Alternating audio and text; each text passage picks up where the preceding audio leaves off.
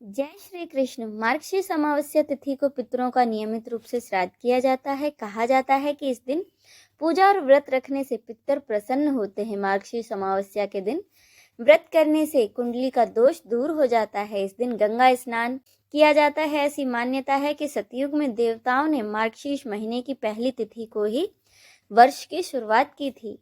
विष्णु पुराण के अनुसार मार्गशीर्ष अमावस्या का व्रत पूरी श्रद्धा से किया जाए तो ब्रह्मा, इंद्र, सूर्य, अग्नि, पशु, पक्षी और सभी भूत प्राणी तृप्त होकर प्रसन्न होते हैं।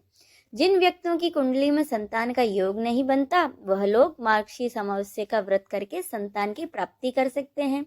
धार्मिक मान्यताओं के अनुसार इसी दिन भगवान श्री कृष्ण ने अर्जुन को गीता का उपदेश दिया था। मार्गशीर्ष अमावस्या के दिन नदियों में स्नान का विशेष महत्व माना जाता है। महाभारत में पितामह भीष्म ने मार्गशीर्ष अमावस्या के दिन का महत्व समझाते हुए बताया था कि मार्गशीर्ष अमावस्या के दिन पवित्र नदी में स्नान करने वाला व्यक्ति हर रोज सुखी और समृद्ध होता जाता है। इस दिन स्नान करने से व्यक्ति पूरी तरह स्वस्थ रहता है और दुखों से मुक्त भी होता है। मार्गशीर्ष अमावस्या के दिन स्नान करने से पितरों की आत्मा को शांति मिलती है। अब सुने मार्गशीर्ष अमावस्या की कथा। मार्गशीर्ष अमावस्या की बहुत सारी कथाएं प्रचलित हैं। इनमें से एक गरीब ब्राह्मण परिवार की कथा है। कथा के अनुसार ब्राह्मण की एक पुत्री थी जो कि बहुत ही गुणवान और सर्वगुण संपन्न थी।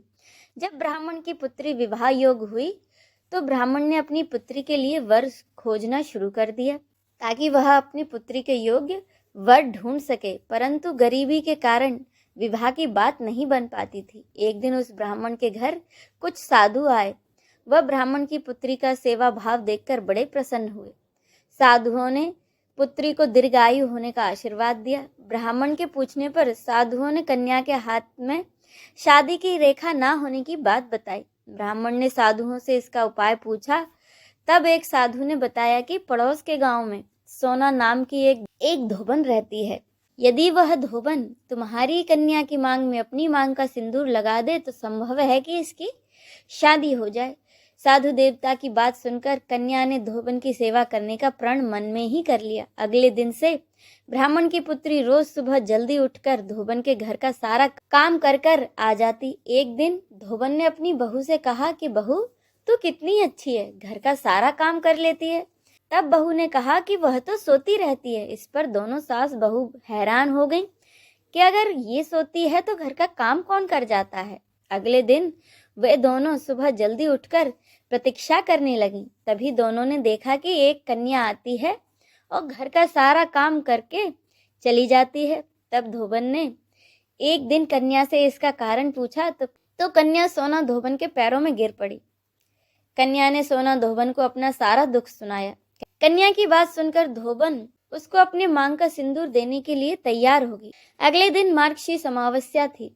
धोबन को पता था कि सिंदूर देने से उसके पति की मृत्यु हो जाएगी, लेकिन सोना धोबन ने इसकी परवाह नहीं की और व्रत करके कन्या के घर चली गई। सोना धोबन ने अपनी मांग का सिंदूर कन्या की मांग में लगा दिया। ऐसा करने से धोबन का पति उसी क्षण मृत्यु को प्राप्त हुआ। वापस लौटते समय धोबन ने रास्ते में पीपल के वृक्ष की पूजा की और 108 बार पीपल की परिक्रमा की।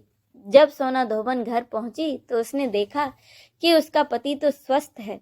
सोना धोबन ने भगवान का धन्यवाद किया। तब से यह मान्यता है कि मार्गशीर्ष अमावस्या को पीपल के पेड़ की पूजा करने से सुहाग की लंबी उम्र होती है। इस वीडियो में बस इतना ही। आपको ये वीडियो कैसा लगा है कमेंट करके जरूर बताइएगा। जय श्री कृष्ण।